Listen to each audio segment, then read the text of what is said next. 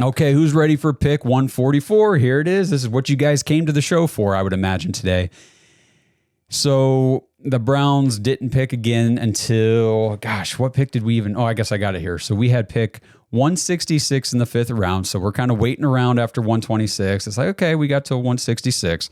I'm doing laundry and dishes and stuff, whatever I can do while the kid's sleeping yesterday. And then all of a sudden I look up at the TV. The Browns are on the clock. What the? 144. The Browns have made a trade. They're trading pick 166 in the 5th and 192 in the 6th to the Seattle Seahawks in exchange for pick 144. And it's like, oh, I'm going through best available on my phone. Like, who are we trading up for here? Is there a receiver out there that we're like, we got to go up and get him, or a defensive player? And it turns out the Browns traded up to get the guy that a lot of people, the entire pre-draft process, wanted the Browns to draft at number 2 in the 1st round. And instead of taking him at number 2 in the 1st round, or at 33, or at 36, or at 67, or at 94, the Browns take Shedeur Sanders at pick 144. Quarterback out of Colorado, and just sets into motion what is about to be the most controversial, debated summer mini camp, preseason training camp, whatever you want to say. The next 4-5 months are going to be insane for Cleveland Browns fans, Cleveland Browns media, and just the Browns in general.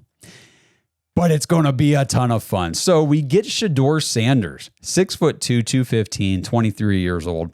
His production score among quarterbacks was number 1. So we get the number 1 production score, defensive tackle, number 1 production score, linebacker, number 1 production score, quarterback, number 2 athleticism score, running back, and I'm sure Dylan Gabriel had to be top 5 production score at quarterback as well. And Dylan Sampson obviously had an awesome season at Tennessee. So the Browns nailed it in the production department. So let's just kind of go through. I'm going to try not to do too much opinion stuff here. I just want to talk breakdown of Shedeur Sanders based on the scouting reports, and then we will do opinions and stuff later this week, like I said. But in high school, Shedeur Sanders was a 4-star recruit, top 100 overall prospect nationally. He passed for 12,627 yards, 166 touchdowns in high school. His team won national championship his senior year when he had 3,700 yards and 43 touchdowns. He initially committed to play at Florida Atlantic over SEC offers, but he ended up going to Jackson State after his dad, Deion Sanders, was named the head coach. So 2021 at Jackson State, he won the Jerry Rice Award as the top freshman in the FCS. Second team All SWAC, Conference Freshman of the Year, started all 13 games. He had a 65.9% completion rate, 3,231 yards, 30 touchdowns, and 8 interceptions. He also added 3 rushing touchdowns in that first year at Jackson State. So he started things off very productive. 2022 at Jackson State, Southwestern Athletic Conference Player of the Year, first team All SWAC, finalist for the Walter Payton Award, top player in the FCS. HBCU first team All-American, set the school record for 40 passing touchdowns. He had a 70.5 completion percentage, 3,752 yards, 40 touchdowns to just 6 interceptions, and he had 6 touchdowns on the ground. Okay. In 2023, Deion Sanders, we kind of know the story, gets named head coach of Colorado, so he transfers to Colorado with his dad. 2023, honorable mention, all Pac-12 conference. He ranked 8th in the FBS with a 69.3% completion rate. He had 3,230 yards, 27 touchdowns to just 3 interceptions in 2023. He had 4 rushing touchdowns to go with it. He did miss the finale of the season with a fractured back. Honestly, that's a note I don't even remember ever hearing about. I didn't even know he had that injury. 2024, though, this past season, comes back at Colorado and gets named second team Associated Press All-American. Notice the theme here. We drafted, all of our guys were like All-Americans. And they were like all Big Ten, all SEC. They were in their conference. They were like the top guys. Big 12 Offensive Player of the Year, first team All Big 12, finalist for the Davey O'Brien Award, which goes to the nation's top quarterback.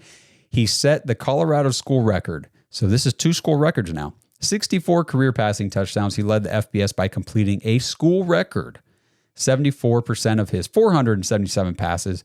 He ranked second with 353 completions and a school record 37 passing touchdowns in a single season to just 10 interceptions last year.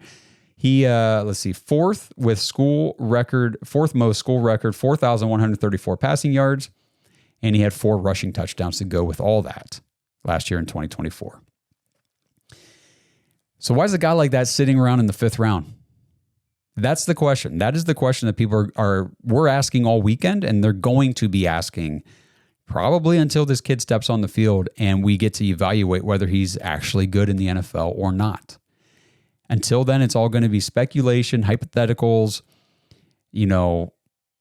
hearsay. I heard this, I heard that. Todd McShay said that in Shedeur's interview with the Giants did not go well. They threw like an audible basically into the conversation. I think they were probably talking like plays and things like that, or walking through some things during the private meeting that they had with him.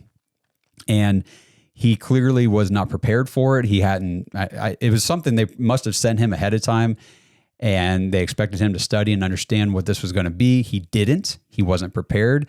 And Brian Daboll, the head coach of the Giants, called him out on it. And apparently Shedeur did not like being called out on it. And Daboll did not like Shedeur not liking being called out on it. So from Todd McShay, who is a very trusted source, the Giants were rubbed the wrong way by Shedeur Sanders. He said 2 other teams in the top 10, 2 other quarterback needy teams, now whoever those were, both said that he was the worst interview they'd ever had, that he came across arrogant, and that he gave off the impression that he did not really care what teams thought of him. So there's all types of reasons why he could have been falling all the way to the 5th round, but we will speculate and give some more opinions on that later this week. But let's go through his NFL draft profile. Again, he was projected as a 1st-round talent based on the profile. And any perceptions, this is from NFL, the actual NFL profile, any perceptions that Sanders is just a product of Heisman Trophy winner Travis Hunter's greatness are slowly dispelled once you hit the tape. He has seen mixed results under an intensely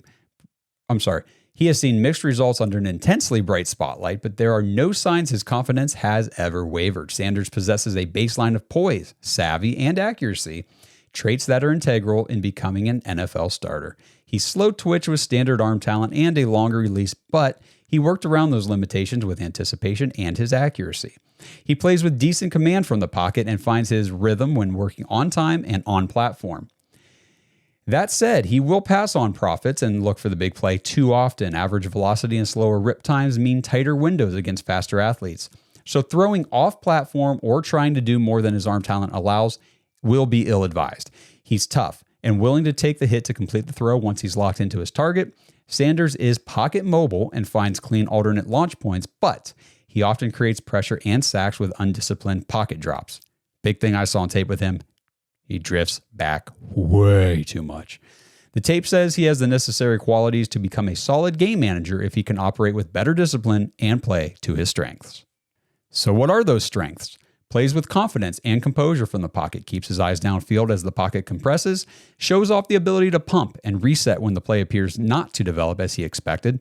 He's able to buy himself time and move his launch point when needed. He's willing to stand in and take punishment when he gets locked in on the throw. He gets his hips squared to the target on rollout throws. He steps into drive throws between the hashes and puts it on frame, allows routes to develop and throws with timing into zone windows, hits receivers in stride and leads them into yards after the catch. Hey, we just got a great guy in yards after the catch in Harold Fanahan Jr. He's consistently accurate when he throws from a balanced platform. What are his weaknesses? Spacing and clearly defined route combinations make decision-making easier. Drops beyond proper pocket depth and into edge rusher's path. Yes, he does. Throws with a longer operation time, has completions on tape that will be interceptions in the pros. We talked about that. Justin's brought that up. There are some highlight plays that should be at least incompletions, if not picks, but somehow Travis Hunter comes down with the catch. So that is definitely true. Inconsistent bringing his lower half through his delivery. Needs to become okay with taking profits and moving on. take what the defense is giving you. If they're giving you a check down or a short play over the middle, take it. He always tries to look for the home run ball down the field, and that's where he gets in trouble with taking way too many sacks, most sacks in college football. He appears too confident in his off-platform game despite a lack of zip. Doesn't offer up much escapability quickness from the pocket, and he's much too willing to take a big sack instead of just throwing it away. So I wanted to get another perspective. So what does Draft Buzz scouting report say? They say that Shedeur Sanders projects as a high-ceiling prospect who could develop into a franchise cornerstone with the proper coaching and proper protection. His precision in the short and intermediate game, coupled with advanced processing skills, provides an NFL-ready foundation to build upon. While his Alamo Bowl performance exposed areas for growth, particularly against complex defensive schemes, Sanders' body of work suggests a quarterback ready for NFL challenges. His ideal fit would be in a timing-based offense that emphasizes quick decisions while providing adequate protection to maximize his accuracy and decision-making strengths. In the right system, with proper development time, Sanders has legitimate franchise quarterback potential. His combination of accuracy, leadership, and proven ability to elevate his game in crucial moments creates an intriguing package for QB-needing teams early in the first round. And the Browns get him at pick 144 in the 5th.